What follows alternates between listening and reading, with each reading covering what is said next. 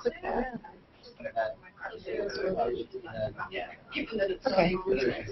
Now camera's facing. Where's the camera? Good. Now where's the screen share?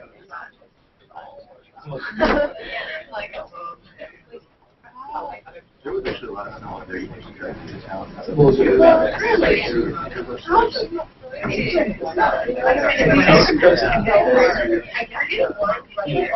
Okay, double check that.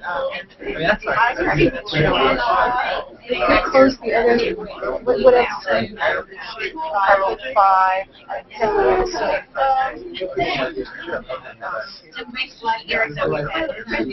All right, it doesn't matter really. I think that's adorable that you think so silent. I'm just saying, there's a value proposition there. Honestly, I don't think Cody would help. Like all of them. Yeah, oh, we still don't Luis, Khalil, Maria, Catherine, Brittany, and Amanda. Where is your presentation? Really? Okay, okay. We actually have a bit.ly. We can just send it to you really fast. Yeah, just send it to Kate or something, or send it to me, and we'll put it up there. You have a cool link. That's all I care about. It's great. Oh, that's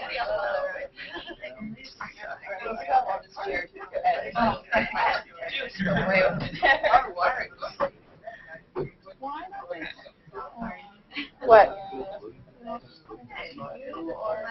To me, because then I'll be able to. I just have to send it to Susan.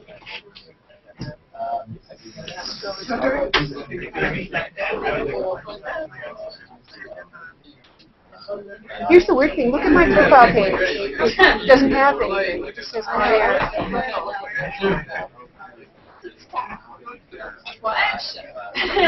Let me know when you sent it. I mean, I can do something else. But if you send it, then we'll just get uploaded. Okay. It doesn't matter. They all go to the same pond. Catherine, Morgan, Ellen. Hey, Khalil, you want to come sit up here? Come join us. Jam back in the corner.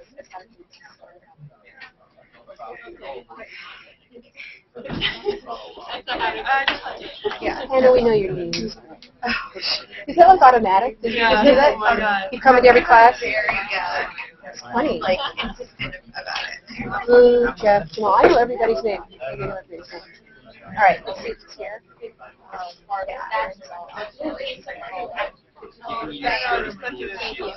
Okay, not there yet. It doesn't matter, it all goes to the same place.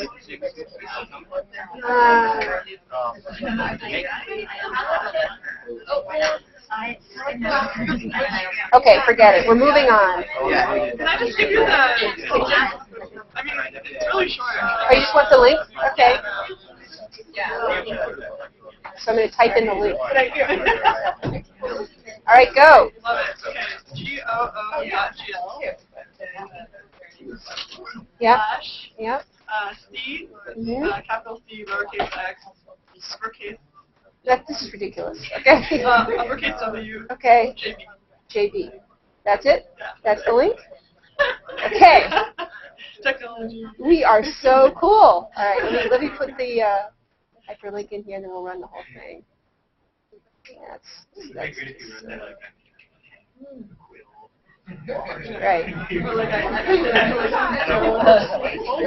Okay. Amanda, here. Hi. Okay. As usual, the mayor's office is slightly late. Okay, let's get going. Everybody has a seat. This is sweet. This is sweet. And no one's jammed the corner. We're all here. Let's do a little bit of level setting, a little storytelling. Keep doing that.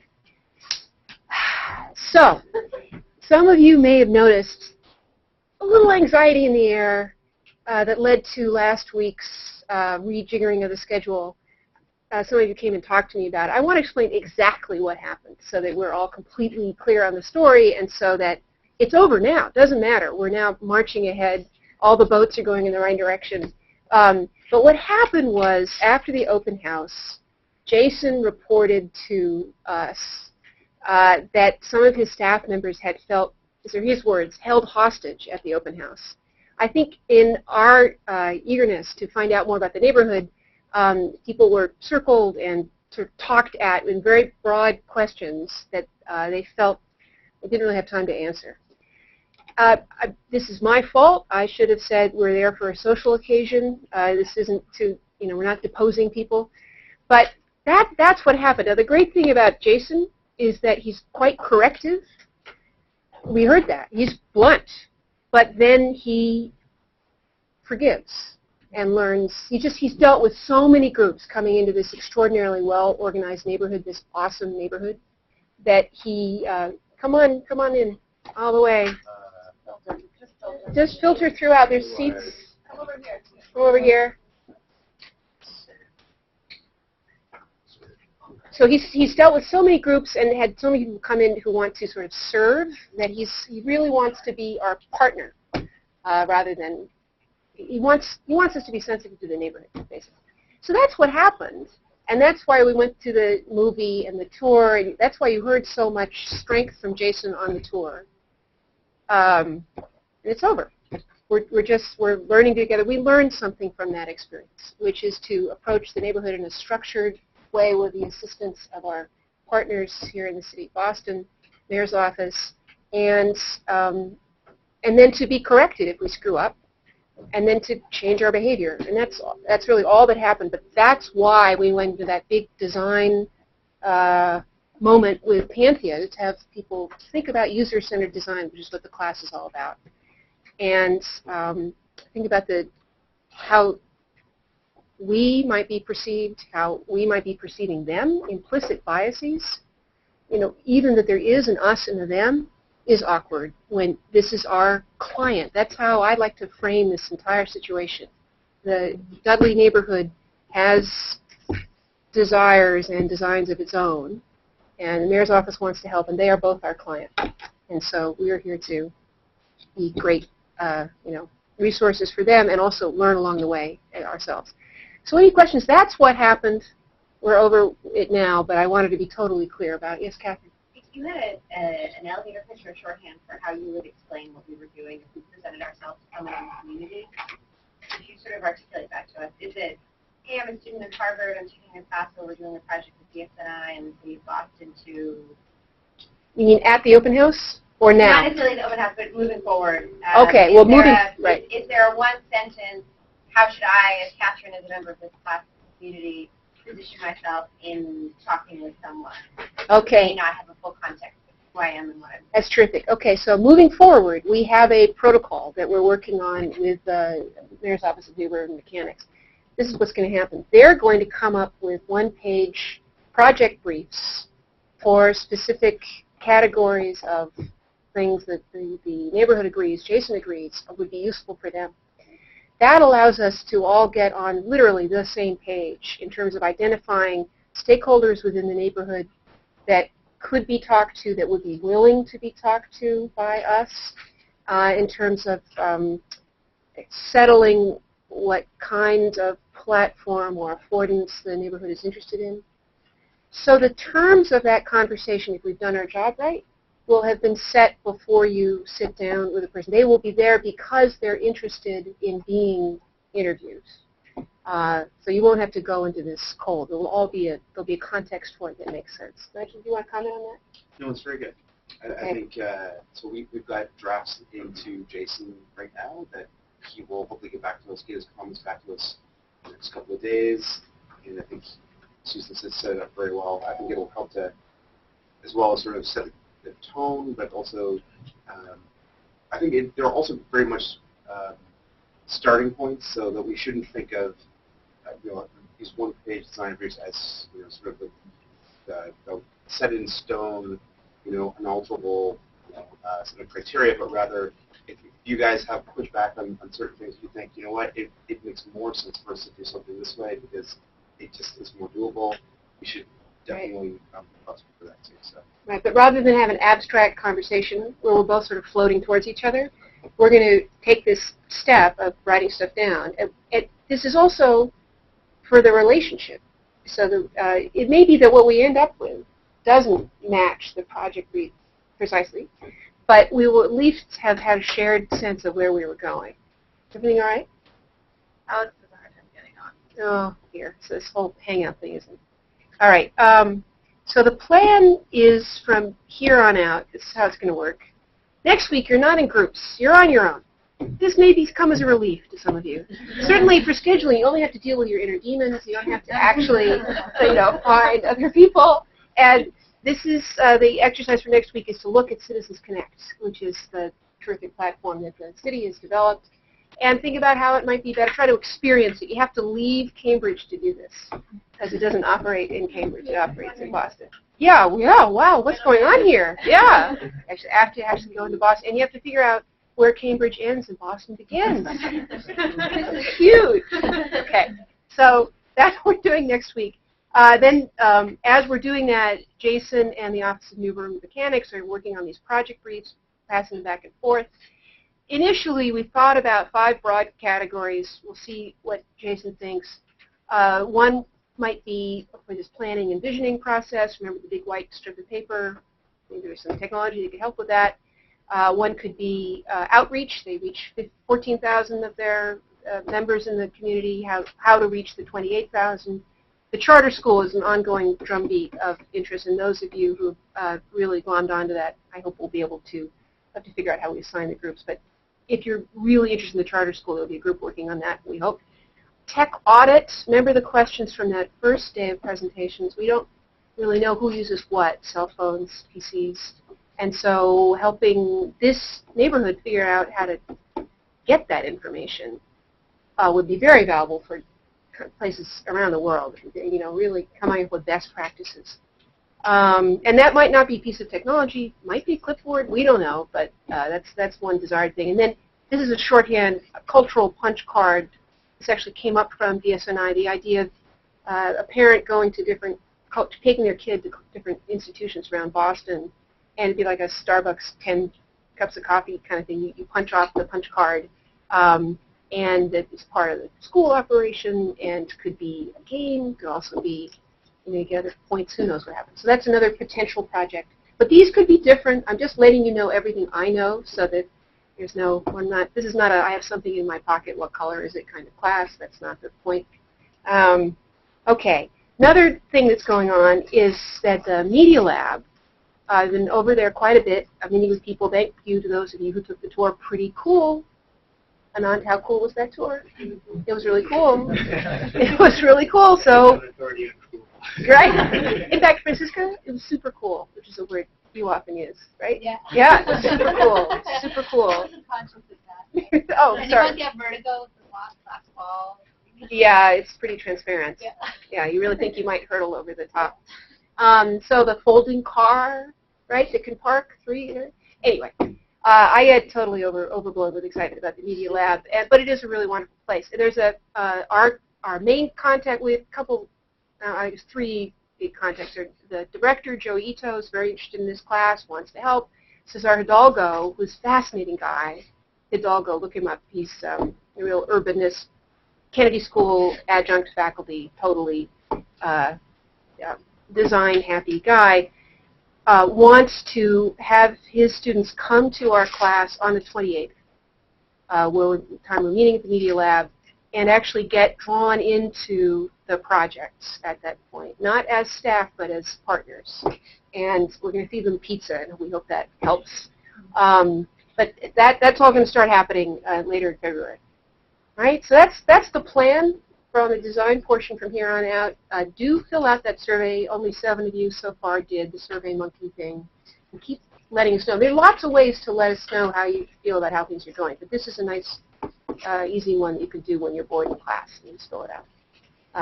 Okay, any questions? Yes, Leora. What was the design about DSI speaking for as the normal self-listening on other communities that I've been in, whatever the group was, like the community board or whatever, actually had friction with the community, but they wouldn't tell you that. They would tell you that there was a voice in the community. And I was wondering if there was any way to address that or to confirm that what DSI wants actually would also success.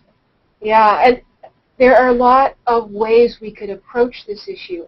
And you're right to be sensitive to it. It's a smart, perceptive thing to look at. I think here, where we've got a pretty well-organized group and they're letting us deal with them, we're going to take it as it comes. Because otherwise, we'll just be spinning, saying, well, are they really the right people? It just won't be possible. So, but you're right to raise the issue. And you run into that all over the place. People say, well, I'm it. And they're not necessarily. Nigel, any thoughts about that? I agree. I mean, Yeah. there's always that tension for big institutional, sort of big partner. I think it would be useful. I mean, if you are detecting currents of sort of people that are being underserved or underrepresented, to actually begin to articulate that, and then find the right way to feed that back. My sense is DSNI certainly does not pretend to represent every single person.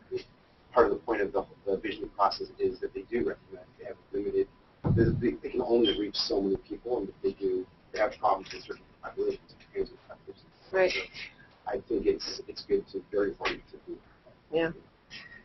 Okay, so we're doing a lot of throat clearing, but I think this is important so everybody hears what's going on. Coming up, lots of stuff. Ben Scott's coming, class meeting on the 28th. Alec Ross is coming, lots of conferences. I'm looking for someone who wants to track all this stuff and create a web presence for tech and governance at Harvard, because it's happening everywhere, and we should be pulling it together. So Jeff, I landed on you with this request. And if you know somebody who might be interested in doing this, someone who would be interested in aggregating and visualizing, I'm all ears. Maria's laughing. I would take it on. All right, I'm writing you down. That's great. Yay! Because it's a wonderful time. I mean, really, it's like living in a popcorn popper. Stuff is happening. We'll talk more about Ben Scott next week. All right, so here's what I want to do. I'm going to give feedback on last week's presentations. I'm particularly excited about the class discussion. Notice that we surfaced talents among your peers that you may not have known about, and now you can sort of find them for their various strengths.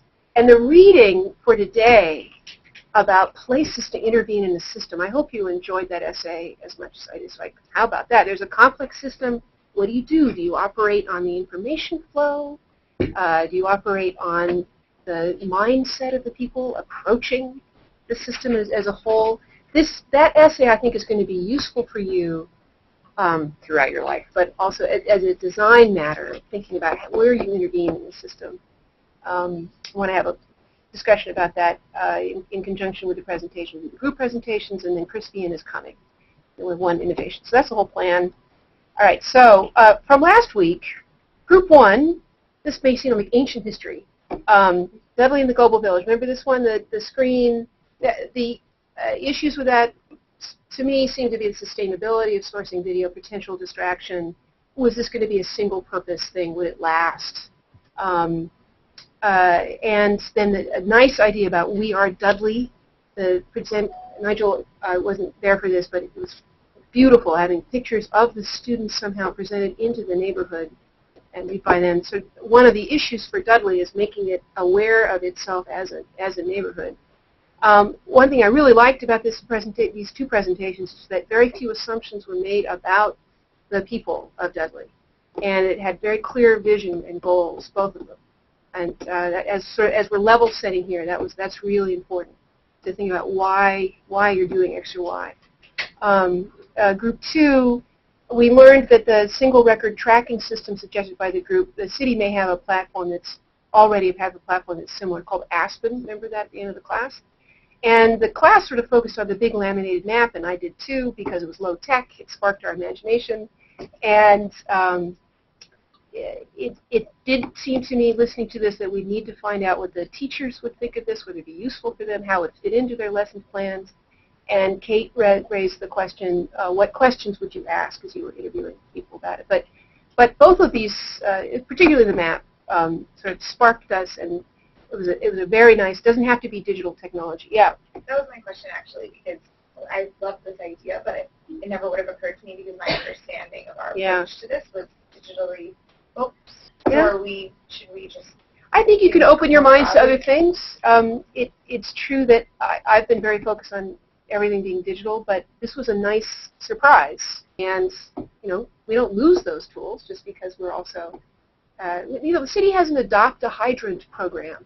The hydrant is very physical. You can adopt it online, but what you're promising to do is actually shovel the snow around the hydrant. Now, we had no snow this winter, so it was pretty easy. But the imagination of dealing with a physical thing, I don't know. I'm not dismissing something because it wasn't digital. Let's put it that way. And I think it also brings up this broader idea of how are online and offline activities connected, or how do they run each other? How does one potentially lead to another? So this could be kind of an offline type of activity could then have an online life, further down the road as it evolves. So that's, I think, a tension that we should also be thinking about, how online and offline kind of work together or not. So this is Christine, who just flew in. It's here. Welcome. Oh, this is beautiful that you're here. I'm just going over what we did last week, so see what happened. Okay, group 3. Okay, high production value in the presentation for group 3 of the Parent-Teacher SMS Network, and that means a lot. And also, I really appreciated that this group identified the challenges and asked the questions about whether this system was going to make sense. And there was a second one about the screen in the class. Again, same issues, distraction, cost to establish, but the group really tried to figure out what would be hard. And that was really good. These two presentations both raised the question, what assumptions are we making about use of technology in the neighborhood? So that was a useful pedagogical moment. Group 4. Here, I appreciated that the charter school application was part of the genesis of these ideas. That was a good thing, nice and strong. It's not so strong on the identification of challenges, but a good idea to have photography equipment. Again, a non-digital, interesting idea. I also appreciated in the second one the reference to Kickboard, using existing platforms, and then with the city's presentation at the end of the class about all the platforms that are available. We should constantly be thinking about what can be reused and repurposed, and this presentation did that. This one very clearly raised the questions about, do parents want to talk to teachers? Do teachers want to hear from parents? And all the questions we would ask. So let's see, group 5. Whew, talk about production values. I don't know if you remember this one. This is the beautiful, beautiful pictures of whether the kid is doing his homework and the mother says, oh, but look at the message. And this group really talked to the slides, did the Ignite kind of moving things along, which I appreciated. So in addition to the production values, the presentation value was very high. Real graphic wizardry, and identification of these language issues, which we know are very important to the community. And then also, again, adopting an existing platform. Frontline SMS was the second one there. So just to let you know, we're watching in detail what these yearly presentations are and thinking about how we might draw on them for the final ones. So this week, you guys ready? We're going to now, and Chris is going to help with this. Okay. The assignment was a platform or affordance that might help this neighborhood's charter school communicate with its community, and the community communicate with the charter school. Okay, so that's it. So group 1, who's ready? What's wrong? Quite the prompt. What was the prompt? It was more about come up with a strategic visioning. Platform or affordance. I wrote it down.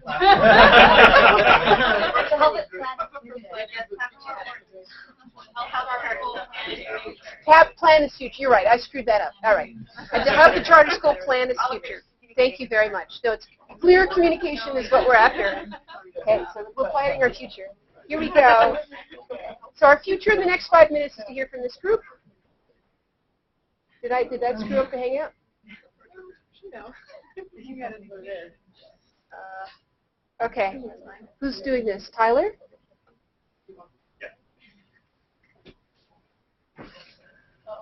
Can you hit refresh? Yes, can.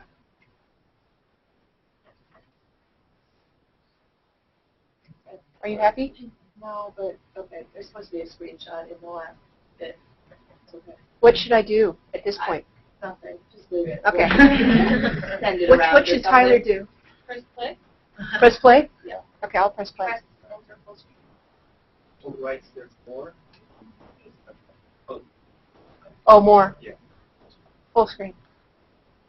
Oh, come on. That's beautiful. All right, here we go. All right.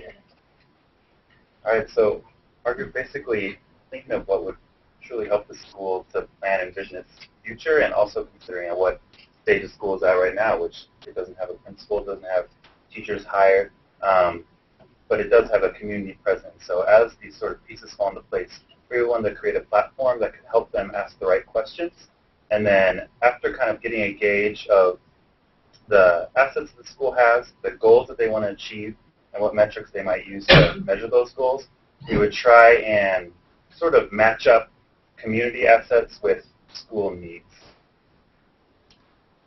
So after we sort of figure out our goals and the metrics to measure them, we need to find the skills, or the school, I guess we, we're their partners, need to find the skills to help fill those needs and reach those goals.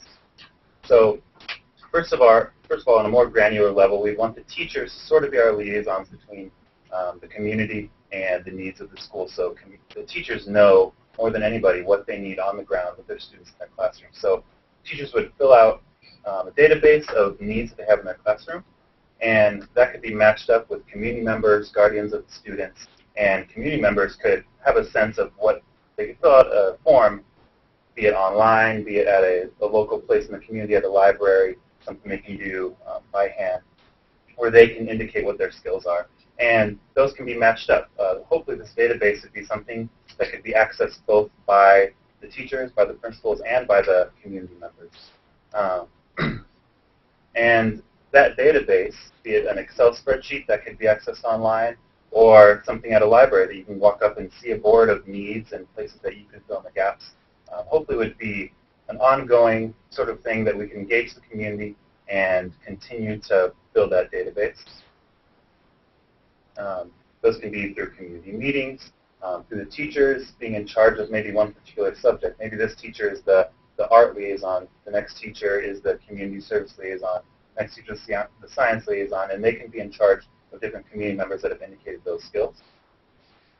And the database we spoke about that could match up their existing databases. This one's called B2B. I think it's in Brazil, Argentina? Oh, yes, Brazil. Brazil, and it's a sort of community liaison tool that would allow community members to recognize their assets and be able to fill the gaps in sort of an automated way with the school. Okay, fantastic. Comments? You guys? Oh, we got applause. Applause. What do you think? I'm just curious, the experience in Brazil. I'm sorry, the experience in Brazil. What's the reason that parents are getting involved? Okay, so what we have actually done is repurpose something that is in the volunteering space to actually link social assets to social needs. And so in Brazil, and there's also versions in America and in Australia, it's just used to link not-for-profit organisations with volunteers, students or anyone in the community who wants to volunteer. And so we our idea was to repurpose it, like use kind of user interface and stuff, but essentially you can use the bare bones. Stealing is a good thing. Oh, absolutely. We're all for it. Yeah. Yes. So B2B it's called, or? Yeah, there's volunteer to volunteer. Okay. And that is one that exists in Brazil. Mm-hmm. But there are quite a few things that are used in Australia and also in US platforms like this. Is there any visualization so that you can see gaps, like have a dashboard for gaps, rather than have to go into some database field to see a gap? Not so much. Yeah. That's a great thought. Because that would be useful as an interface to build that on top of it. Yeah. But in terms of actually the incentives that I guess people have to use it, is that I think in Brazil where it's become popular, what they've done is that volunteers can post a profile of themselves on this like Facebook page, and they can talk about what volunteering experience they've had. And it's a way for like volunteers to volunteer, say, at a particular street initiative to keep in touch with each other, and they can also log their hours through it. And the idea was that it would help the Boomerang government to keep tab on volunteer hours, and it kind of also always became like social currency. That was the Nifty. Okay. All right. Thank you, Tyler. All right, group 2. Going over here, going over there. It is Jamal, Shaw, Logan. One of you, Tyler and Char, Carolyn.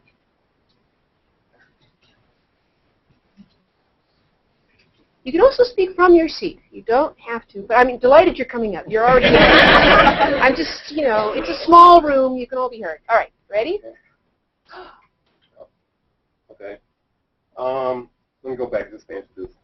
Okay, so our team is Carolyn, Tara, myself, Logan, Al, and Shaw. Okay, our initial idea is to develop a website. This is a platform, open source, where people can go on and post ideas. Now, New York City has tried this with, it's called Change by Us, New York City. And what they can do, the initial idea was to have citizens provide an idea for a greener city. So we're going to take this and, I guess, steal it and use it for another use. We have 5 objectives for this website. The first objective is for citizens and stakeholders to share ideas. So people can go on and say, okay, we think we should have an art lab, if we think it should be this way, a science lab, engineering, whatever people's ideas are. And they could just go in there and brainstorm, basically. Second objective is to create and join projects, so that develop these ideas into specific tasks, not just general ideas. So this gets more specific at that point.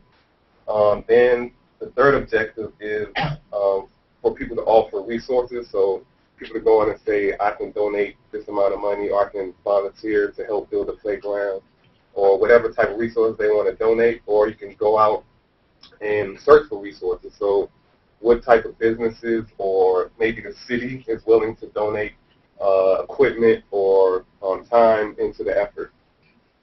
The fourth objective is to seek and build teams. So at this point, people can actually collaborate and join teams. Once the resources are there, you have the projects that you want to do. Now people can actually join teams, like say, okay, I want to be involved in this project. So people can decide what teams they want to be on. And the fifth objective is just the report, the progress report. So along the process, people can see where the project is going, what's the timeline, what has been accomplished thus far, what still needs to be accomplished. So at the end, you don't have a situation where you have the school is about to open, and all of a sudden you still have 5 projects that still need to be completed. So this gives the community time to adjust, add additional resources, or make adjustments. Next. Now that's our high-tech idea. Here's some, I guess, more traditional low-tech ideas.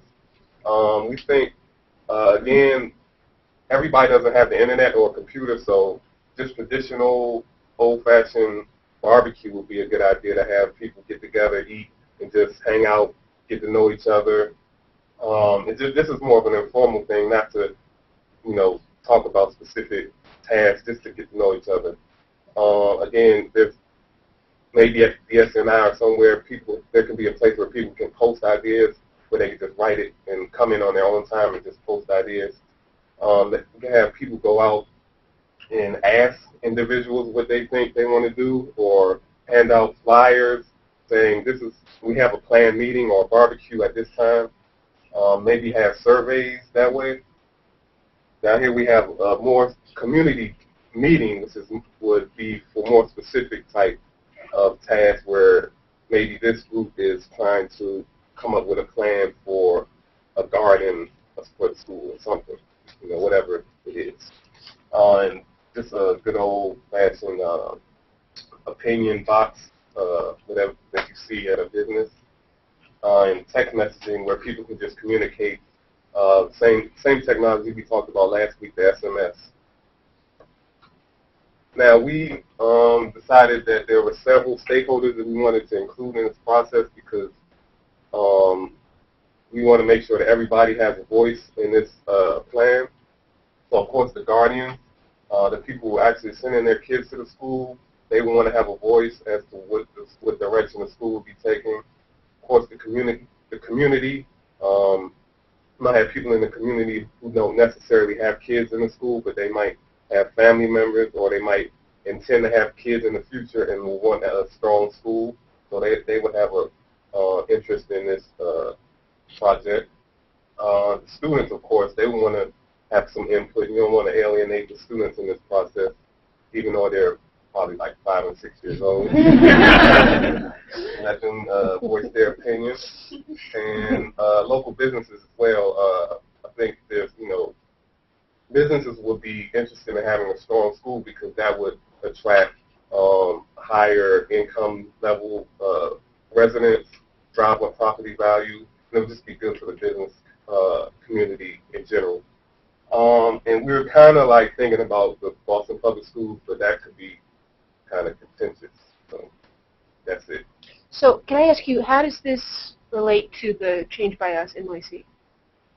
That's just what they have. That's just their idea where they're coming up. They have all citizens throughout the city of New York can go on and post ideas about how they can make the city greener. Is there any, is it just a series of Post-its, or is there any organization to it? Do they then form into projects? What happens Carolyn, next? can you help me out? They post different questions, and then there's like comments that follow up on post-it notes. But it's can you vote up a Post-it note to be something people want to prioritize? no, but there's lots of posting about on post-it notes. This could get sticky. We want to build up Yeah. functionality Yeah. to make it worthwhile. There is see that button that says add my idea. There's also a button that says join or start a project. Right. Yeah. And sign on to be a part.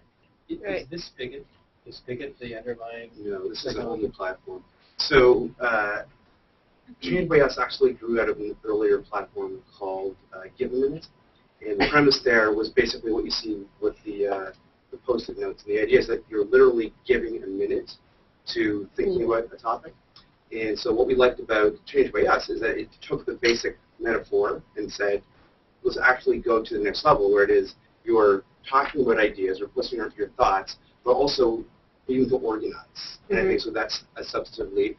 I would say where you guys have taken it, I would to the next level, even sort of deeper or higher, more sophisticated, which is actually how do you support and enable the groups beyond that. So I think that you sort of built on top of the basic. Frankly, our critique of Change by Us has been that that's good, right? Post notes on the wall, but that's sort of, and that is a model of engagement, but it's not very deep engagement. It is really getting to, when you look at some of the challenges that they're facing in Dudley, and can that resolve it? Probably not, but still valuable, but trying to find ways to go from that to actual getting involved in projects and finding ways to resource them, I think is a great way of thinking. Right, and thinking about the stakeholders and how you involve them. Yeah, I think it would have to be tailored to the specific paths of this, right. of the charter school, not just New York City in general. Right, yeah. Yeah. In terms of voting for different ideas, do you think the We the People model is a good way to do it? Well, yeah, we're seeing a lot of strength in that. It's something to which an organization can respond coherently. What that allows, so say you petition your government and you send in a message, and you're just a lone person sending in a message. But if there's a trigger point for a number of support prompts for that message, thank you, Jamal, that then puts that issue on the agenda of a governmental entity or a nonprofit entity, that's powerful, because then what you've done is enabled collective action using technology in a way that is a lot harder when people dispersed across the country or a neighborhood. So this whole idea of voting things up, having them be surfaced, and not even, the first pulse may not even be visible, but when there are 1,500 of them or some defined triggering number, it gets on the agenda, and then you can prioritize among a series of things and ask your government to respond. And this has been a big deal for the White House. I mean, right? We can't support that enough. I think the challenge with it is that the institution, whether it's the White House or whether it's the school, has to be able and prepared to act on what's being voted up. Yeah. And that's been a big criticism of the White House, or we the people, because legalizing marijuana or whatever it may be, there are some ideas that are good ideas, some ideas that are not so good, and some that you just can't do. So how do you react to all of those and actually pick out the best ideas and act on them? But I think the petition is just a promise that you will respond once you have 25,000 votes, right? It's not saying that you actually have to do what. But there's an expectation, though. I mean, when you get 25,000 people to support something, there is an expectation that something's going to happen, and we feel that very strongly. Then you disappoint people, and so you have to set expectations very carefully at the very beginning of the process, which is all. But it's all. But you're building a system in essence on this. Yeah. I think just to build on your point about our presentation, which was great, was not so much that the ideas would be people's ideas that then a body has to respond to and make promises about, but rather that maybe there might be resources that are untapped or latent within the community that can answer some of the suggestions that are sourced either electronically or not electronically that would also help with the other things that we discussed with the people that Dudley need as well. Yeah, from a theoretical level, what digital technology makes possible is blowing the walls of the firm away, and the firm becomes everybody who's interested, and people can contribute a minute. They can find a way to send in a resource, and all of that is a lot easier if you assume that everybody's networked and able to communicate. You don't have to internalize all the finding tasks within a firm. You can ask your community to do it for you. And that's a really big deal. And a platform that makes that easier for a community would be a great gift. But let's move on because this is too much fun, right? Let's go group 3. Ooh, Helena, Hannah, Anand. Who is chatting here? All right, very brave. While we wait, this is a little bit of a different direction, and it's in part a reflection of the reading that we did about recognizing solutions that you have already and looking at what other problems you have. So when we looked at a lot of other schools that were researching, a lot of schools have websites, and we said the school will have one as well. But the second thing that I think is important for schools is planning is an iterative process, and so our idea is kind of coming from that perspective, using the website to be a really powerful kind of generative process. So if you skip to the next to the left.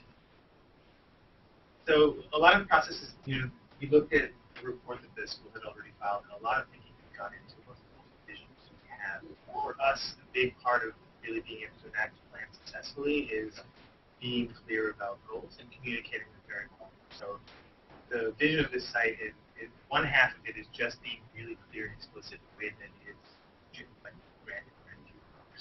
So super clear on the communication of the vision, being really clear about the goals, and there's like down at the bottom, an example. Down on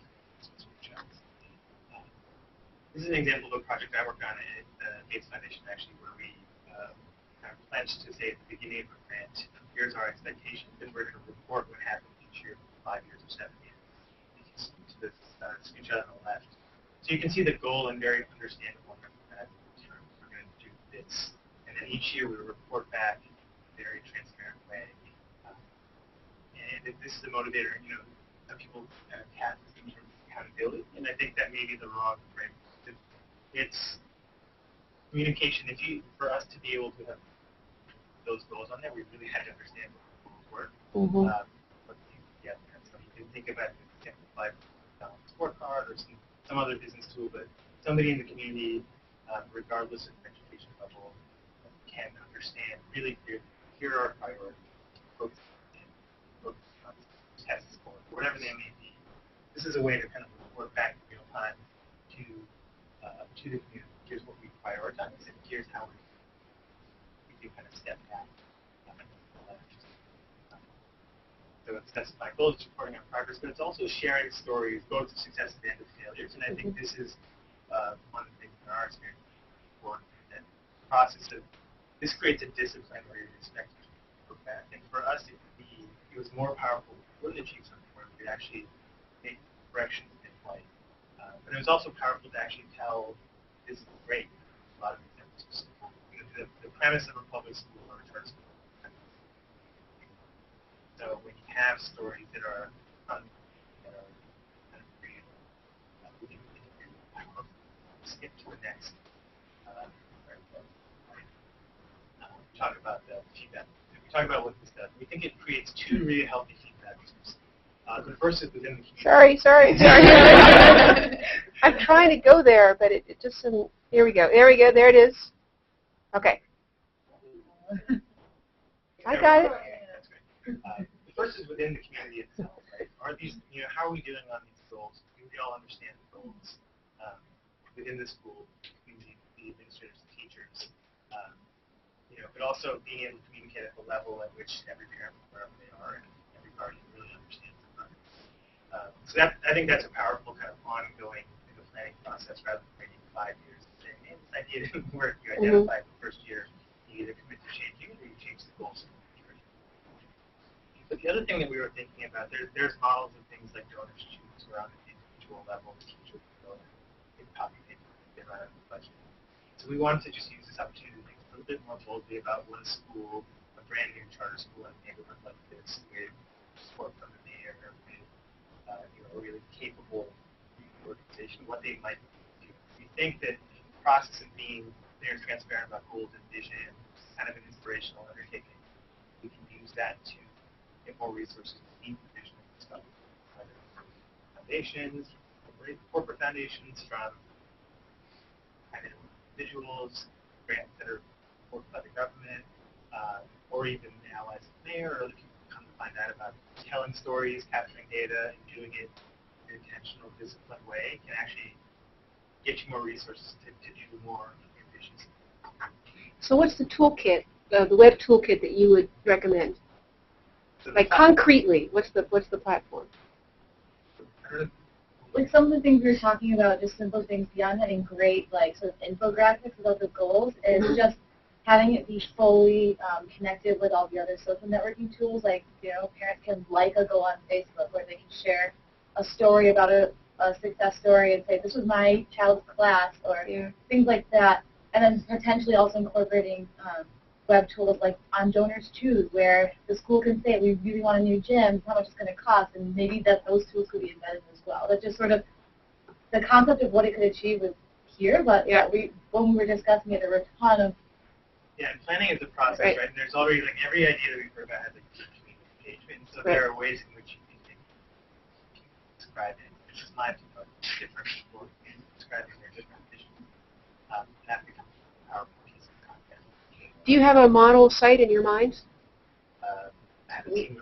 So we haven't seen a model site, but we're juggling between the Donors Choose model, where small donations and people get to maybe more within the community would get to contribute, and the larger, more foundation corporate, we can actually get more money. So we envision a site that incorporates something just like Donors Choose, but also this other piece of it, because we just wrestled for a long time over all of the work that would go into a website like Donors Choose only to solicit small funds. So the overall idea is a big fundraising piece for the school, a platform where we can present the ideas and the vision and the inspiration and try and get help and resources and support from anyone who's interested. So just on a broader scale, we wanted this to be sort of a dual attack at the same goal. Any chance that by releasing a stream of adequately formatted data, somebody else could build the website for you? I mean, this is an open government dream, that you make things available and then the private sector comes in and makes it possible. Designing a website is one task. Figuring out what those data fields are, getting people to produce them, and having the site be created by someone else is another one. You guys have reactions to that? It's a dream. It's a dream. It's a dream. Because otherwise you're constantly designing websites. You see what I mean? And it has a sort of breakability to it, although it's beautiful. I love the function of this site, but just to think more deeply about how it could be evergreen and not be a site that 4 years from now would look dated and tired. That is generally the problem with city web or school websites. I mean, whether or not there are sort of two broad categories. There are those that are provided by Boston Public Schools, in which case this will be a boilerplate that principals can usually get students to go in and tweak and edit, or there are sort of rogue sites that the school will set up. You know, they're pretty much hit or miss in both cases because it is the issue of the evergreen. How do you make sure that it's constantly evolving? You know, this is not.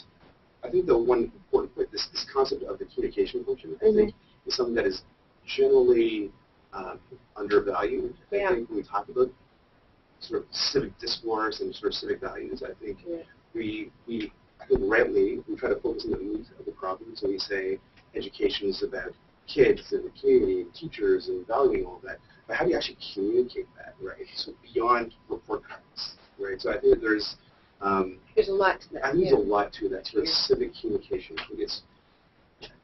I was earlier today actually I was having a phone call with a group called the Social Capital Institute, and they are actually trying to think through this. How do you use language and visuals actually to communicate some of these issues? Because one of the interesting dimensions of, especially when you're talking about particular populations that have a particular ethnicity or maybe an immigrant background, the same visualizations that we see in the New York Times may not translate. And so these folks, there's like a certain ethnographic level of work that needs to be done to understand what are the visualizations that would work there, and then use those to facilitate that kind of communication. I think it's a good mindset. way. Yes, very good mindset. Yeah. Just a piece of background information for this particular school. What is the background of the parents and kids in the school? Is it relatively affluent? Is it not so? Is it what is it? Yeah, so the community that we talked about is very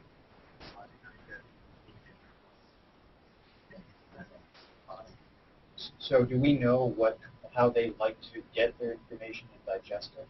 So we talked about it. So we intentionally kind of did let's do a big risk idea. And so one of the kind of things around this would be, like, we know that not everybody has access to the internet, but we also think that if you have an projectors, this is the core of your meeting, and you don't have to check it, but this can be a tool that you can facilitate. But there's a lot of we intentionally did talked a lot about yes, and that doesn't translate to multiple languages. But the impulse of communication being integrated in So this is a knowledge model around how to capture it. All right. Beautiful. All right, guys. Maria, you ready? Oh, Amanda. Amanda? Everybody, welcome Amanda May from Tufts. Okay. Oh, here we go. More. Full screen. See, I learn. Okay. Here we go. Zoom. Okay, great. Cool. So we've designed a dashboard that is both a planning tool and engagement device. So instead of it just being a typical frame where you're looking at metrics, it's also this invited space where community and school stakeholders can come in and interact with this and provide information as well as monitor the performance of the school and celebrate what the school's doing. So we'll take a quick tour. This is your typical fundraising effort thermometer. You see this a lot in school planning. And it's obviously a valuable visual, but when it's next to this wish list and this community involvement map, you really drives home the idea that they're not just investing in a school. This is about the community. If you click again, it'll take us over to the community involvement map. So one of the visions is that students are doing projects in the community. So this will map where they're doing projects. And alternatively, we could see where community members are coming into the school and volunteering in the classroom. So it could be more of a map of the classroom, of the school, and hours logged. And I think kids love seeing what they've done up on a big screen. So this is part of that celebration of what's happening. Over here, we have the lead teachers in Boston schools. So another vision is that the school is contributing to the supply of well-trained teachers in the Boston public school system. And this is a great way to monitor that and see where they are now and have that legacy. So then also we have graduation rates, which is just another way to look at how the school is performing. And at this point, it could be something more of a benchmark, like where are we now if we have information on test scores. Okay, so then over here with this wish list, this is where there's engagement from students, teachers, administration, community members, where they're going in and maybe they're recording a video of them talking about their wish for the school. And there's this progressive feedback element where you can vote up or down or maybe even comment on a wish. And Student of the Week, this is just another way to echo the vision of the school, so where teachers or administration can see a trait or a quality in students and say this is what our vision is about and put it up here on the dashboard or on the invited space. This will live in the school and ideally be projected or on the screen at the school, and also maybe a satellite at TS&I so that the community can see it as well. Also, it would be great if these applications could be downloaded individually or as a whole onto smartphones and on an internet website, but we recognize that there are constraints to that as far as what kind of technology people have. Okay, terrific. So visualization, dashboard, management by clicking around, and also bringing the community into the school into the community. You guys think about this one idea? Where'd you get your graphics? Those are cool graphics. Those are cool graphics. Yeah. So there's an interesting opportunity, I think, even in thinking about the construction of, or where you derive the metrics from. So we've seen there's a lot of interest in thinking, there's certainly school performance key measure. There's a lot of communities out there that have other measures. The feeling of safety that kids have inside the school, outside the school. Do I like my teachers? I mean, I think there's a whole set of different metrics, and I think it would be an interesting exercise.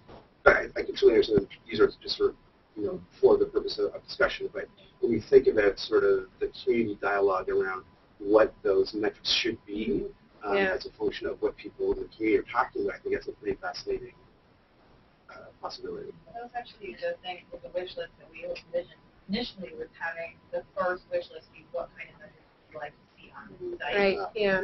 And then that brings up the tension of having the community demand certain metrics that the school isn't necessarily comfortable showing, or that the school doesn't have the capacity to demonstrate, and what kind of burden does that place on the school. But that dialogue would be interesting anyway. That was our idea. So last year we did a little project around Boston Public Schools, was going through a process of redesigning their school performance index. Very contentious because of all these issues, right? Because not everybody thinks in terms of thinks in the same way in terms of high performance school versus low performance school, just in terms of school scores, right? And there's all kinds of issues of safety and bullying and so on. So I think, in Boston Public Schools struggled with that. So I think it's a very kind of ripe area for looking at sort of the civic dialogue happening around how we think about what should those performance be, right? Right, it would expose a lot and also communicate a lot once the exposure had been discussed and agreed to. There's another dimension here. When we think about dialogue, I think oftentimes, and it's certainly in education context, we see this all the time, where parents will often come into a discussion or to a room weakly understanding what has actually been happening at the school, or maybe they do understand very well, but in either case, there is this sense that, like, if we're in a room here, we're in a school committee meeting, or we're meeting with, as a group, with the principal, there's totally different levels of knowledge across the room. And one of the interesting dynamics we've discovered some schools engaging in is having a shared process of civic learning, so that where the group can begin to learn about some of the, like even the language, right? So if you're a principal and you're talking about the achievement gap, you may know, I may not know. Right. And so, there's a little process that you can go through, I don't know, maybe it's an online process or an in-person thing, whatever, but it often, it seems to be required as a level set to make sure that we're talking the same thing.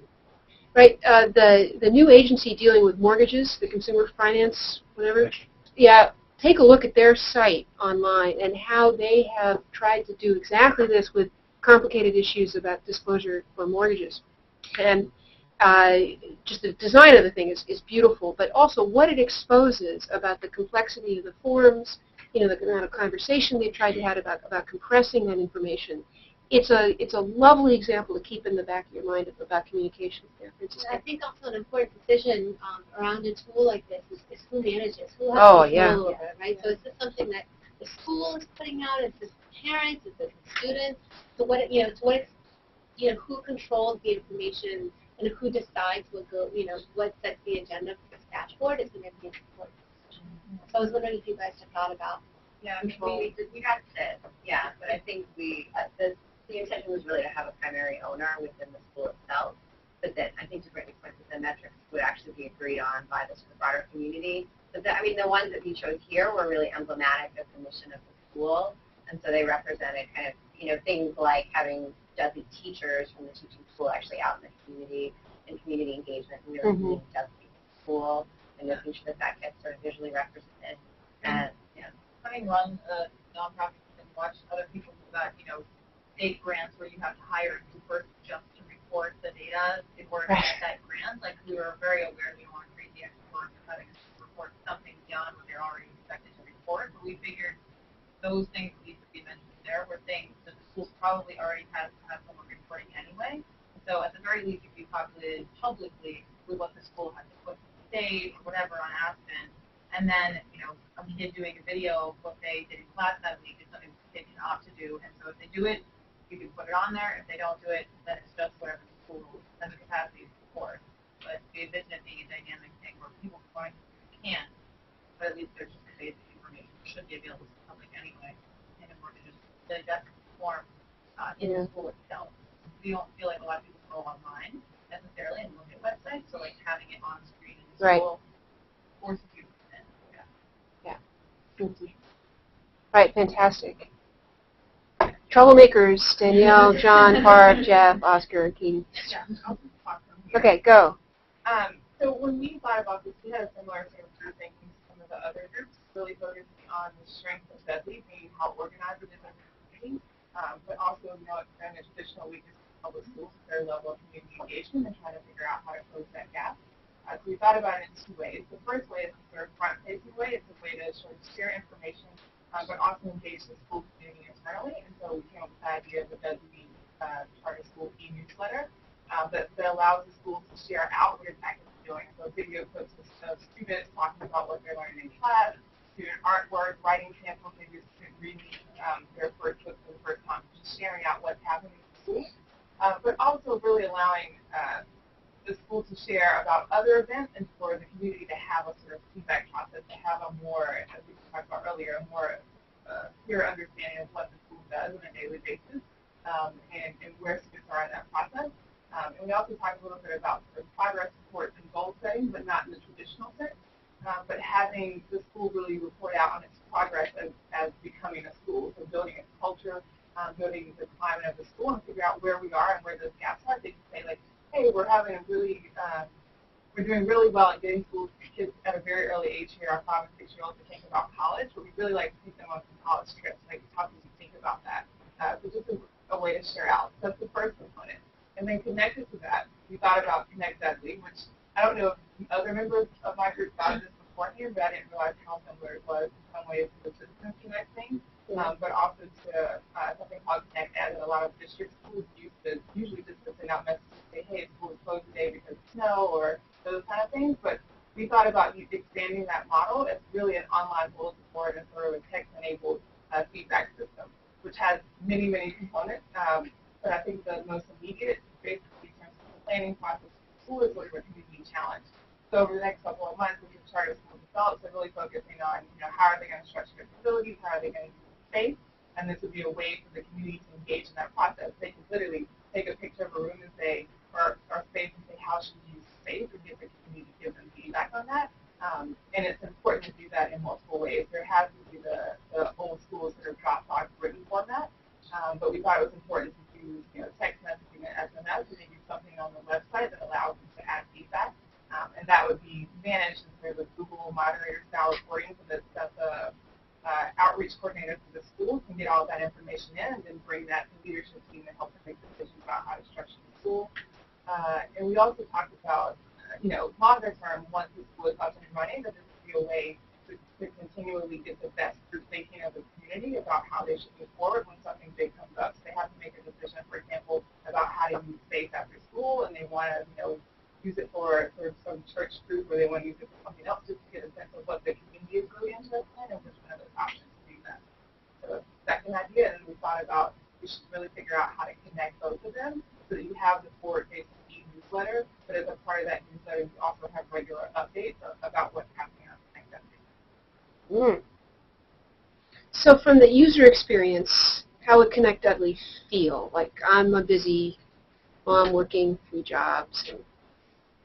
Yeah. What would be like for me? How would I interact with this? Yeah, so others feel free to chime in. I think the way we thought of it is that it depends on what the school wants to do. Yeah. But at baseline, it has to tell you, like, here's an event coming up on Thursday, right? There's going to be some kind of open house event club for you there. But it could also be like, again, we're trying to figure out what we should do with the space. Give us your best thoughts. And so you really be getting a little message that says, hey, open house on Thursday, let's be there. And maybe there's a way that you can respond back and say, yes, RSVP. And so that, again, goes into the moderator, and you have a sense of, hey, it's coming. People are coming to this event, but from the parent side, it's actively reaching out to engage, parents in this process, but also other community members who want to engage. So texting could be the interactive mode to populate the bulletin board on the other side.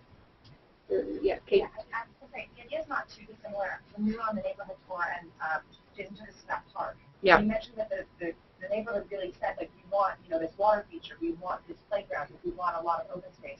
And so it's the type of thing we were thinking, especially in the planning phase, that they'd say, hey, we have X amount of budget to build our playground. Like, playgrounds, of course, aren't only used by the children at the school, but if you're a mom, you might bring your kids down the weekends. And so then maybe that mom will say, hey, my kid loves the swings. Like, make sure you've got swings. And, or just, maybe perhaps a more robust suggestion. But it's that opportunity for feedback, particularly in the planning stage. And then once the school is kind of up and running, then it's, hey, join the school for our all-volunteer day on Saturday as we do X, Y, Z. And I think longer term, it has some build out for the community to see what the ideas they're sharing are aggregated. Yeah. But I think to someone's earlier point, you have to figure out how the school is going to be able to respond to that before you start sharing information about, hey, everyone wants a swing, for example, but we can't afford a swing, or it's not the school's top priority in that. Yeah. You guys have reactions to this set of ideas? No? I would just say, I think you mentioned Connect Ed. Connect Ed is hated in Boston Public Schools. I mean, for all the usual reasons. I think it's just clunky and something like that. So the more that we can, as we think through, kind of Susan's point, what the usability of it is, and what are the, the number, thinking very concretely about the number of clicks that you have to go through to get to an actionable point is important. We did a little project last year where we rolled out a text interface to assistants actually for Spanish speakers as well, and it was very experimental, but we got a lot of pushback from people saying, I got to click too many times. It's just too many screens. There are some limitations to the text kind of model, but. Yeah. Okay, a lot of work went into this. I appreciate it. I want to do the innovation quickly, and then we're going to take a break, and then Mr. Ian is going to address us. Okay, you guys are both coming up. I'm going to click the... So each week we hear about some cool things that we don't know anything about. Okay. That's what's about to happen. Can we click it? Or? Yes! Full screen. Beautiful. Hey, Great. So Victoria and I chose to do for our innovation presentation an election-focused online application called Elect Next. And so before we kind of get into how it works, I'm going to very quickly kind of talk about the issue that it tries to address. So voting statistics in the United States are kind of horrendous, and there are a lot of reasons for this, but what it boils down to is actually in the last general election in 2008, almost 60% of Americans didn't vote. And there are a lot of different, sorry, you don't want to talk about Elizabeth Warren? No. Everybody knows who she is. How could you not do that? No. Can we do it? Yeah. I do it. You do it. Don't let me press you. Okay. So, we're going to try this anyway. Okay. But yeah, so basically the general idea is that, for all of the Rock to Vote and Get Out to Vote and all these great voter registration initiatives, not a lot of people in the United States are voting. And the question is, why is that, right? So I was going to do a bit of an experiment because, how many of you guys vote in the state of Massachusetts? I'm just curious. Okay, cool. So I'm assuming that anyone who can read, I'm assuming most of you, knows who the person on the left is, right? Right? Okay. Who is it? Awesome. Who is she? Right for senators. Okay, and the guy on the right is awesome. Right. So, do you guys really know what their stances are, say, on something like education or the environment or immigration reform or anything like that? I mean, so the idea is that when most people want this kind of information, they have to go online and they have to do a lot of digging, or they have to really be conscientious about reading the newspaper, things like that. And there are websites that already exist for this, like ontheissues.org and things like that. But I don't know if you guys, have you ever been to On the Issues? I mean, you have to put in the name of your, whoever the candidate is, and then you kind of have to scroll through and really read through all their, stances on different issues. And a lot of times the stance on the issue isn't necessarily there, right? So Victoria and I were kind of discussing this, and we came to the conclusion that there are two kinds of voters. So there's the one-issue voter, the guy who's really into military spending or something like that, or there's the no-issue voter. And I mean, I have to be honest. So I'm registered to vote in the state of Alaska, and unfortunately I don't get to come home very often, so I'm not as exposed to political issues in Alaska. So I remember there was this instance when I came home a couple summers ago, and I found myself at the ballot box, and I was looking over the names of the people that I was voting for, and of course it was the incumbent, and everyone knows who the incumbent is. But there were a couple other names on there, and I realized that I had no idea who these people were, or maybe I'd seen one commercial of theirs, and I didn't really know where they stood on most of the issues, and that really made me feel uncomfortable. And in thinking about kind of this issue, I mean that's quite a large volume of voters. And again, there are a lot of reasons that people don't vote, but I think that feeling of kind of ineptness or not really being sure when you come to the ballot box is kind of a big reason. And so enter Elect Next. So basically Elect Next is an application that is a partnership between the National Constitution Center and then a couple of technologists and an MBA that sat down and kind of tried to resolve this issue. And so Victoria's going to talk more about how it works. So the goal of Elect Next was to actually help you discover which politicians have shared your values. They describe themselves as an eHarmony for election. So it kind of gives you a sense of what their objective is. It's kind of like your Cosmo quiz, it's easy as 1, 2, 3. So step 1 is what issues are important to you. So you select them, you literally click on these bright happy pictures, and then you can prioritize them. Then the next step, step 2, is to answer a series of questions. You can answer as few as 5 questions or as many as 40 questions, and they're on the issues that you indicated were important. So, you might look at this question and think to yourself, oh, I don't know, I'm not too sure. So there's a very cool button, which is Arguments, and if you click on that, what pops up is a bit of a conversation between different users on, what Brent Anderson versus Alex and what they might think. And so, it's a way of helping you become a little bit more informed before you answer a question, so that you can consider what are other voters thinking about when they think about this issue. What's the cred? -5 cred. It must be the reputation. It's just, Yeah, the actually, reputation right, points. I just am wondering. Reputation Yeah, points. I'm actually not sure. I have zero credit on that. I'm not sure what that says. I have a feeling it might be linked to how many people click that they like your comments when they read it, and how many comments you post with different questions. And then where that takes you through, step 3 is it just pops out who best represents you. It's kind of like That part is really funny. So no one really represents me that well, but I guess you could say Mitt Romney. So it's it's a bit of a discovery process on who you are and what your values are. Okay. And so the question is, did this work? Well, it depends what you mean by work. So it's arguably more successful than previous websites like On the Issue, which are very sort of passive. You feel like you're reading a dictionary or some sort of encyclopedia where you literally just scroll down and read information about a candidate. However, according to their most recent online polling stats, when they launched around July last year, they had about 4,000 people in November last year, which is around the time of the GOP primaries. But after that, they've kind of on a downward trend to about 0. So I guess one of the things with this website is that once you've done the quiz once, unless you're schizophrenic and change your view on questions lots of times, there's not a whole lot of stickiness about the website. There's not a whole lot of reason to come back and keep using it. So we had a couple of suggestions for improvement. The first one was better Facebook and Twitter integration. So at the moment, all you can do is like it, and it appears on your wall as Victoria liked this website.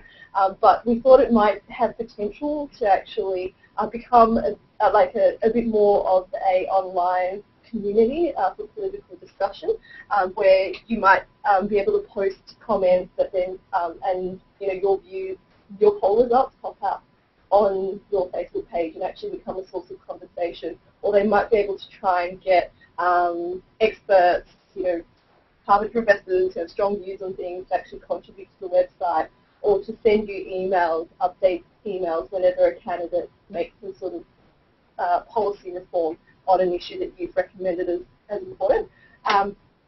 But the last thing that is quite interesting to know is that in partnership with the National Constitution Centre, ElectNext, they're actually looking into putting these at the polling booths in the upcoming elections, so that in Philadelphia, so that when you actually go to vote, before you walk in, you get all those pamphlets, and you kind of can't really sort through, but you might be able to stop at one of these stations for a couple of minutes and have a little think through your issues.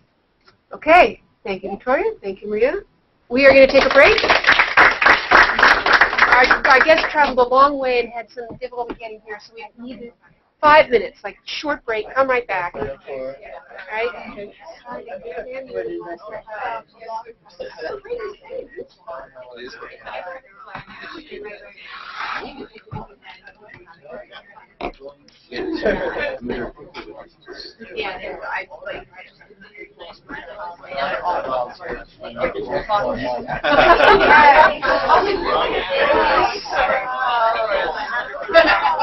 People help you set up.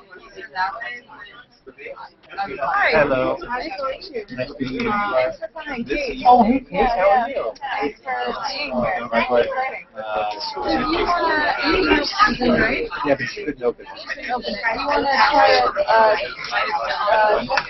do you want to? How hard is it going to be? So, I guess we could bring up Susan. The reason I say that is because we're using the tool what's recorded online. Well, let's see. I have a.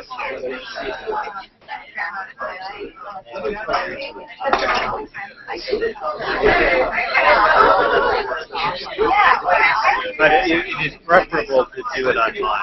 Yeah, let me see if I can bring it up. Maybe it was just their computer.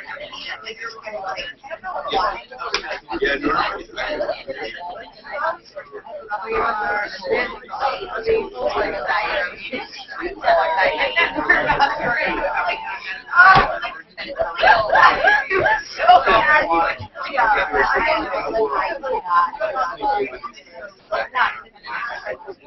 I do not like or like right. Think about it. It's not in my thought.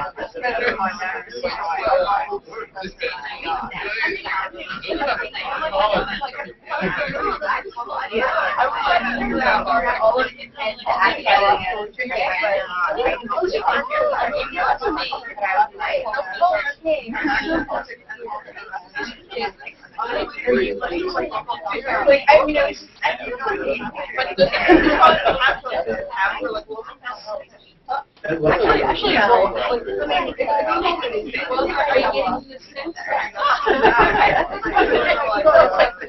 and I like, you know,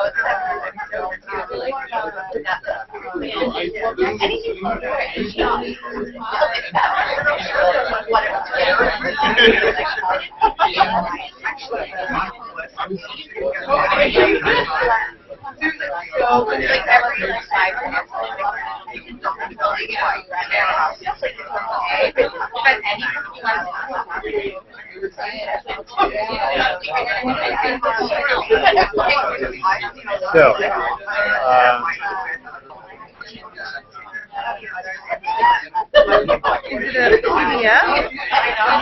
no, I use Keynote, so I convert Keynote to PowerPoint. But the problem is that it's also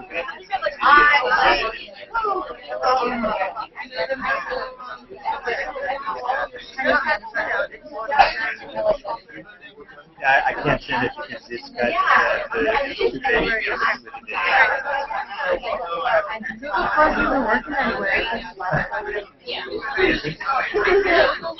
Great, well then now I don't feel quite so bad. Right. Okay, so let's actually just plug away.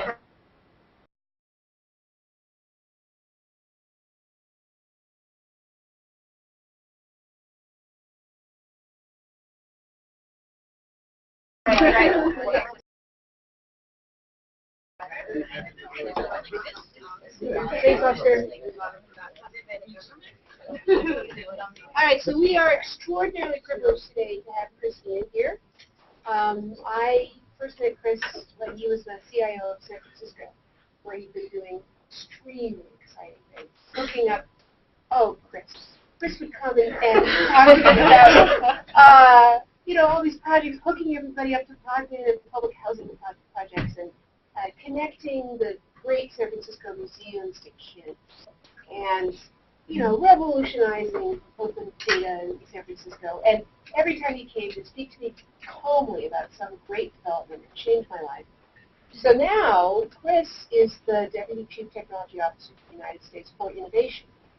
And in that role, which sits inside the Office of Science and Technology Policy, or we're the White House office, he is a portfolio of 90,000 projects, but one of them is the Open Government Project, where the United States and Brazil initially, now the UK, are leading other governments in sort of a shaming ritual to get them all to be more transparent and better use of technology in democracy.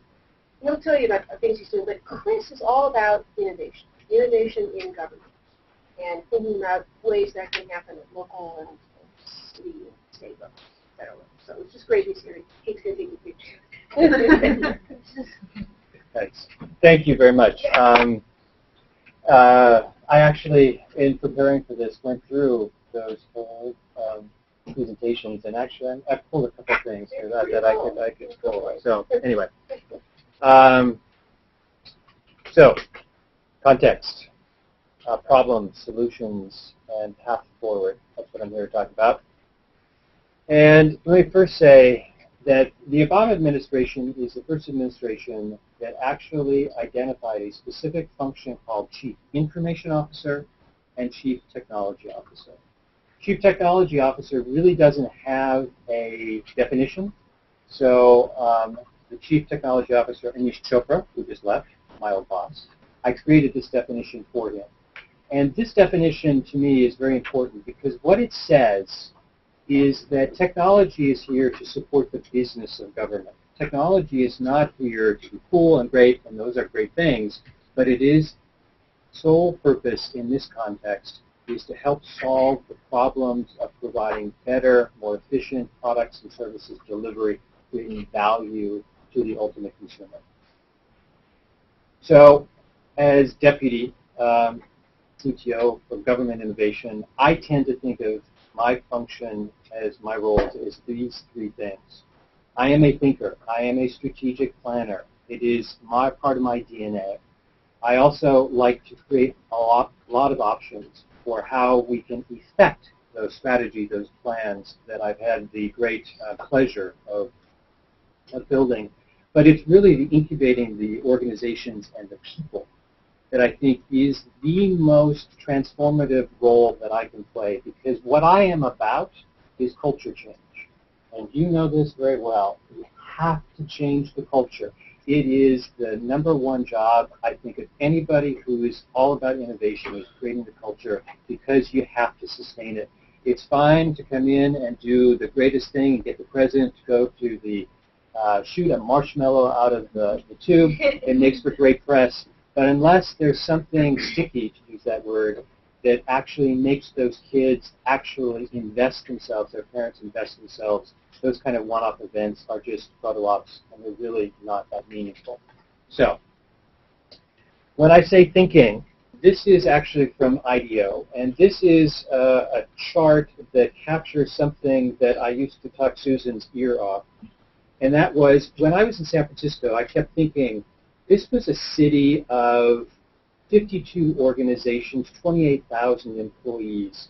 And it had, in those 52 departments, all kinds of individual databases and systems and products and services going. And I used to think of them as the old stick with hats twirling on them.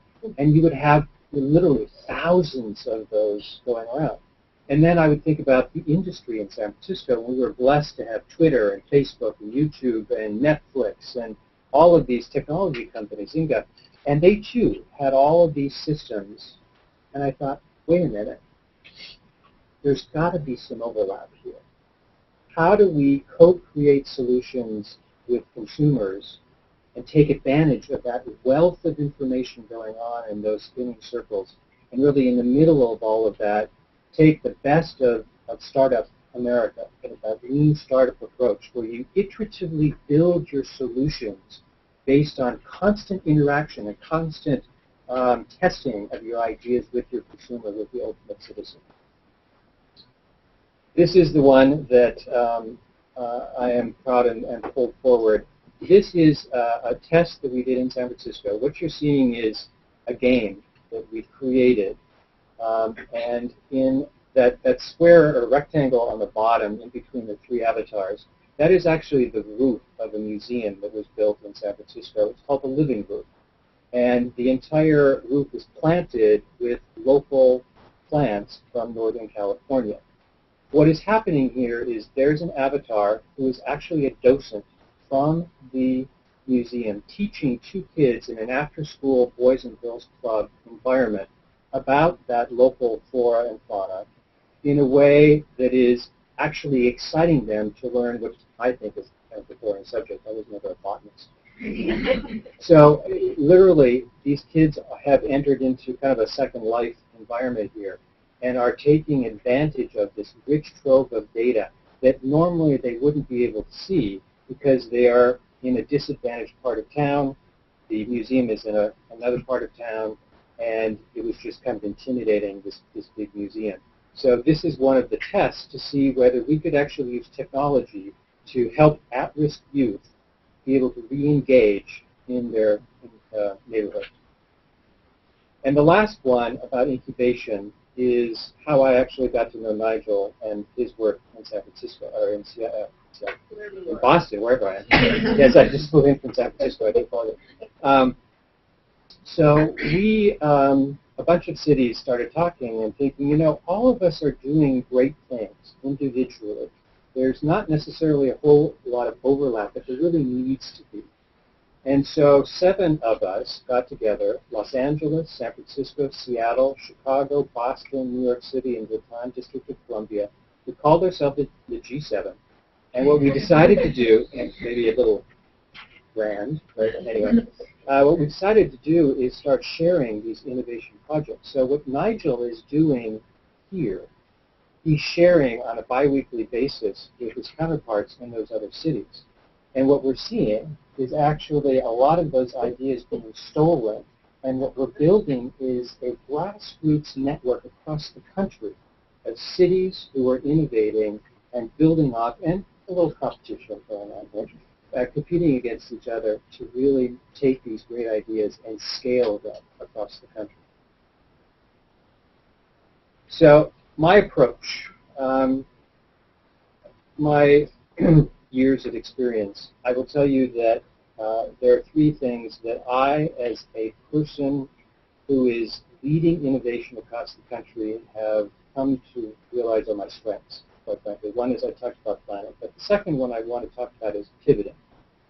What you're seeing here is a picture of a Wi-Fi antenna in the City Hall in San Francisco.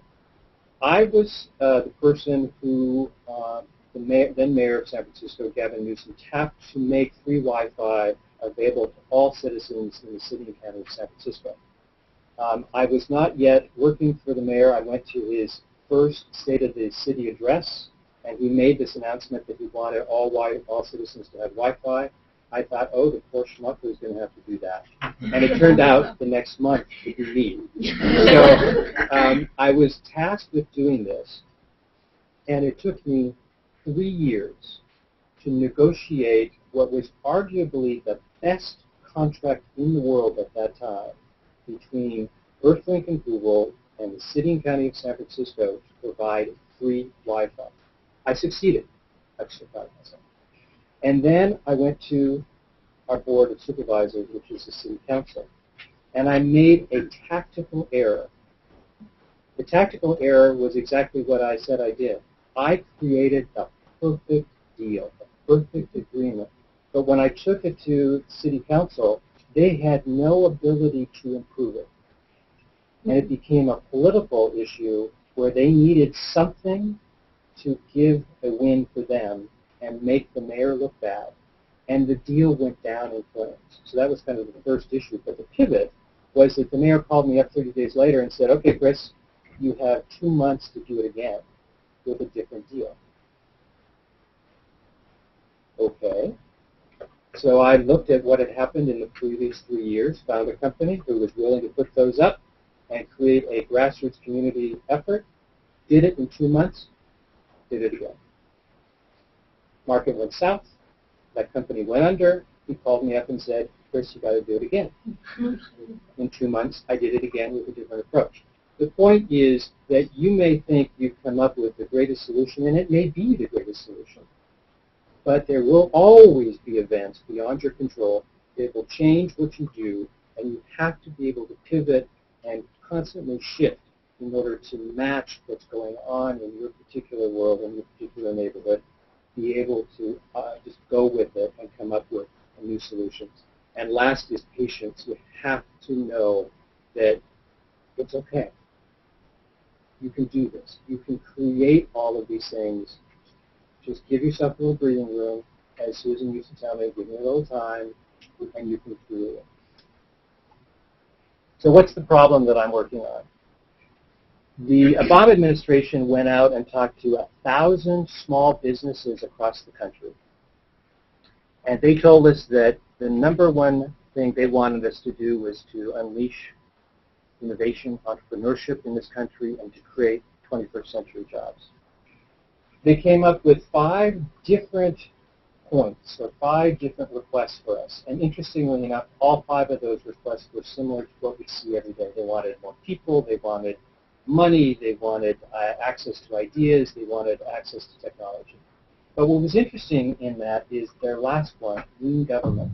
They absolutely said that their number 5 priority was to make sure that government was not standing in its way, their way, and was actually creating value, which is really about innovation, in making their lives easier for them to generate more jobs. So, open government, Susan mentioned that. Transparency, participation, and collaboration is all about open government. How we basically make democracy stronger, how we make it more efficient, and how we make it more collaborative. We talked a lot about releasing data, that accountability. That tends to be what we think about transparency. A lot about what we talked about this afternoon is about participation. How do you engage citizens, small businesses, whomever in your community? How do you get that participation? But I think the hardest part, and one part of open government that we haven't done as well on, is this collaboration. How do we get groups of people all working together in order to solve problems? So I'm going to give you 3 examples of what we've actually accomplished in this open government space on impact for participation, for accountability. You can now go to Toys R Us and on your smartphone actually see if a toy or whatever has been recalled, because we've actually gotten 6 federal government agencies to come together, share their data, and create an application that allows you as a consumer to see in one stop whether a product has been recalled. The next step for this will be to actually add a barcode reader to the smartphone so that you can actually scan it on the code and actually have that direct interaction. But for right now, this is an example of that transparency. This is one of my favorite called Mom Maps, and this really fits to what we talked about, what you all talked about. This was started by a mom in San Francisco who had a small child and who was a programmer. And what she went to the Rec and Park Department of the City and County of San Francisco and found it to be, shall we say, lacking in usability and information. So she decided to take the feed from Rec and Park and build her own application. And an interesting thing happened with this application. Not only did it allow parents to understand better what services were available in the city or how to use those services, what time the pool was open, those kinds of things, but a community started developing amongst the parents who used this application, and it became an important tool, it has become an important tool for City and County of San Francisco to be able to monitor what is wrong with parks or what is being suggested be done with parks, and it's become a feedback loop that actually is used at budget time now, so that the Board of Supervisors, those supervisors in those districts will come back and say, but according to this application on Mom Maps, I'm seeing that this playground has a drug problem or whatever it may be. What are you doing about that Rec and Park? That was not the intent of the woman who did Mom Maps, but that's actually what's happened as a result of Mom Maps. And it's a powerful, powerful thing.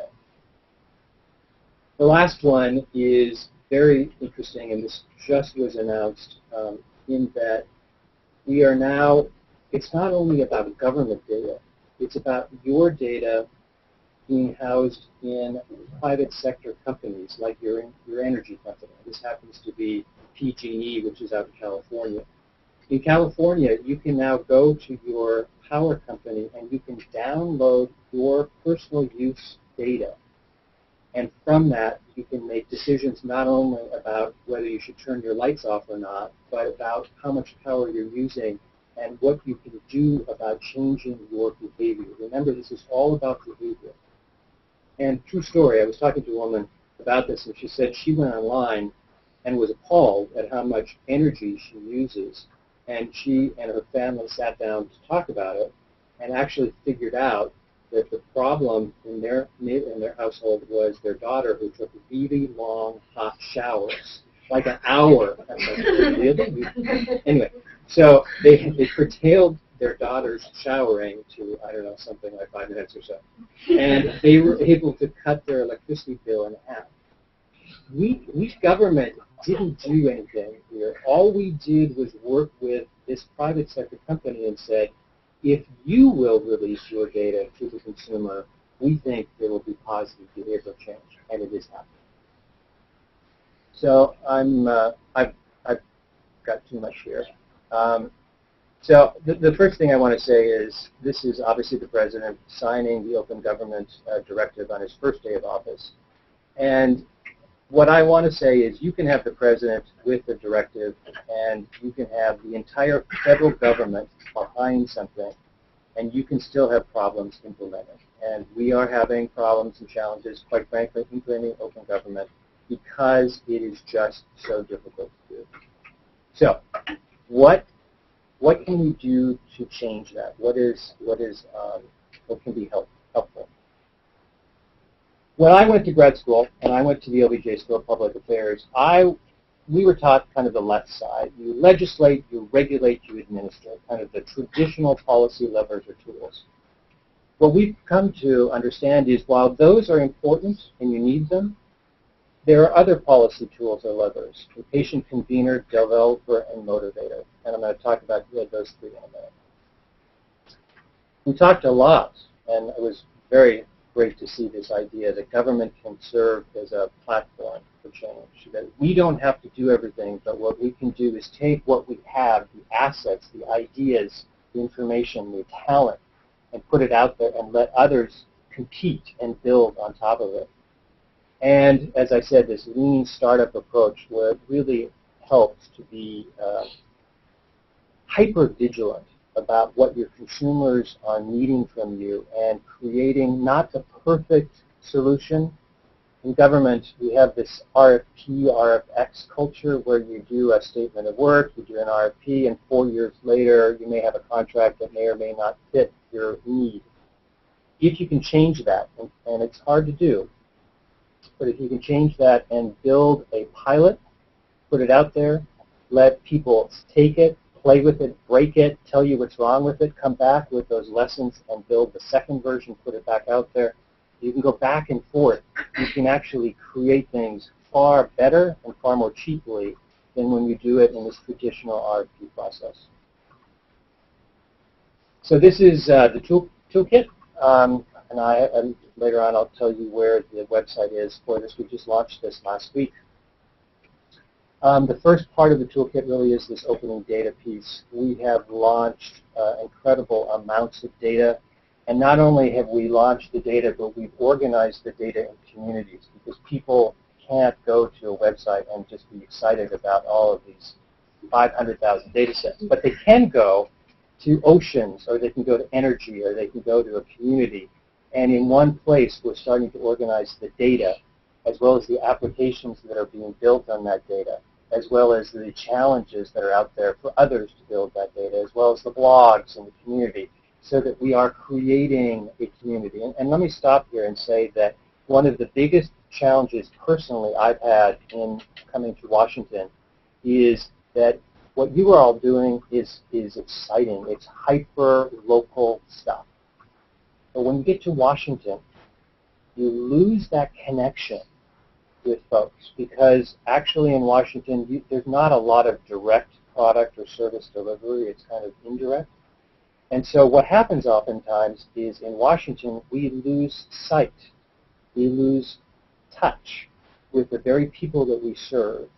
And so we're constantly trying to figure out ways to reconnect federal government with the citizen, with the voter, and stories are an incredibly powerful way in order to do that.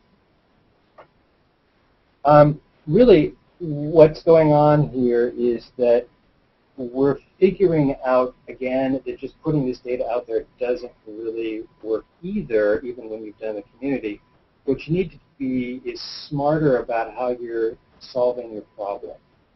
And so we call this smart disclosure, and this is the first change to regulation that we're talking about. Rather than being a regulator and telling people what they can or cannot do, what we're suggesting is that if you are solving a problem, like how do you select an insurance plan because you have no idea what insurance plan you want to get, let's start releasing data that would help a consumer actually solve that problem. Or the FCC has incredible amounts of data on cell phone use, and if you could get the FCC to release that data, and you could get Verizon and AT&T to release their data, imagine what could happen when you build an app that actually helped you make a better decision about what plan or what phone you wanted to use. That's smart disclosure.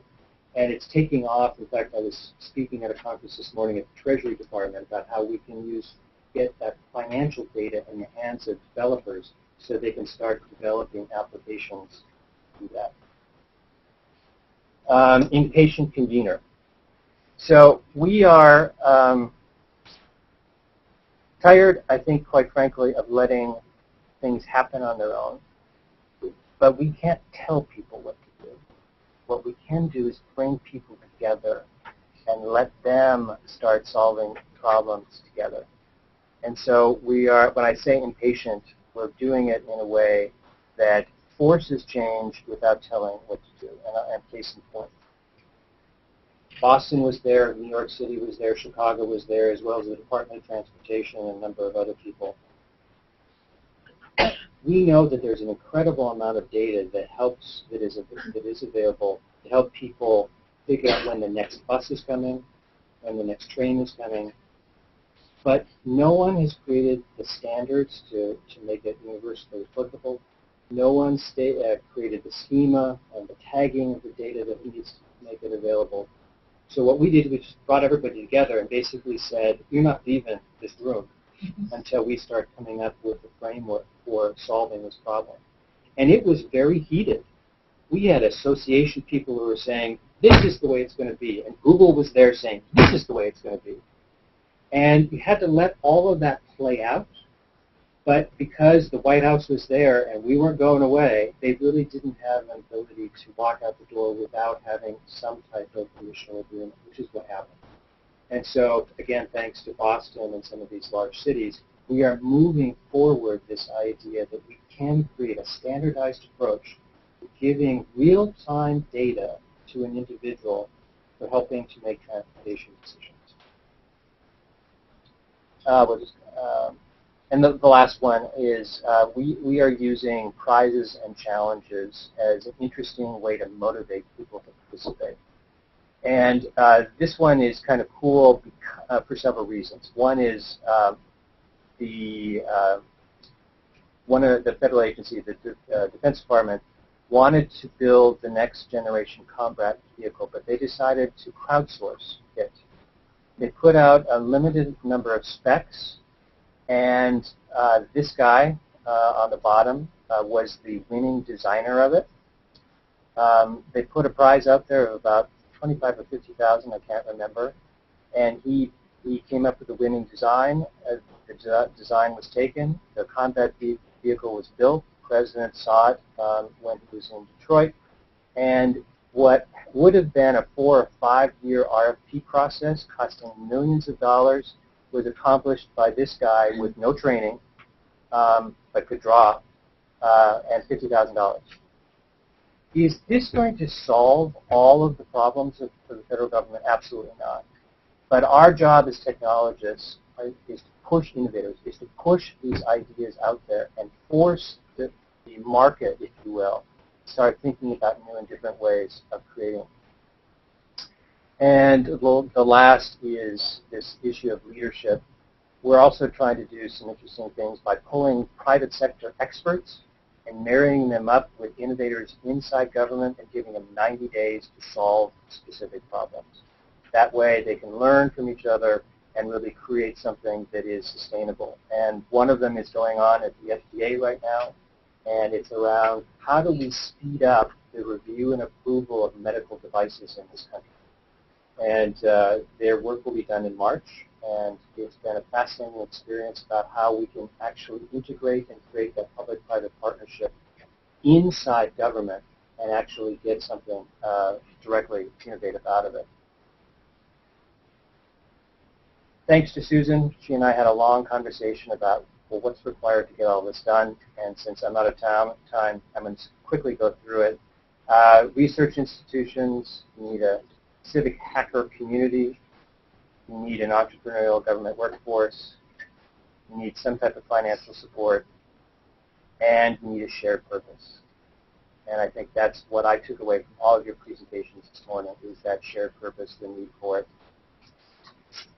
And so, as you can see, I've got lots of stuff. But this is actually an example of measurable change that I'd like to share with you.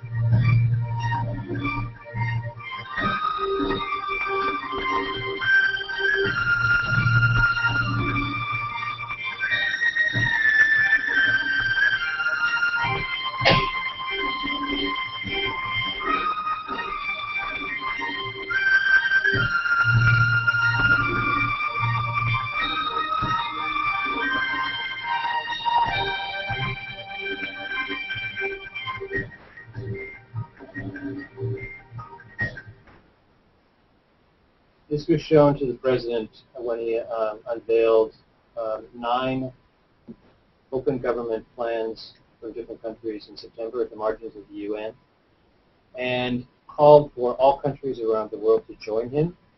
We are now up to 50 countries who have agreed to the principles of open government, who are building open government plans, and we are seeing fantastic examples of this open government movement happening worldwide. And I'd love to come back next year and share a whole bunch of stories about how that's happening. So with that, I thank you for your attention and for staying awake at 6 o'clock. Chris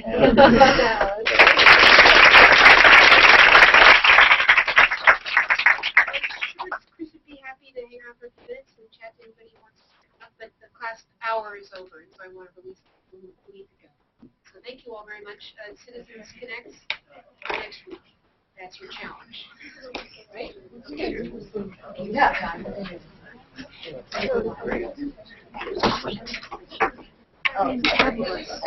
Did everybody sign it and change? Oh, yeah, great. Great.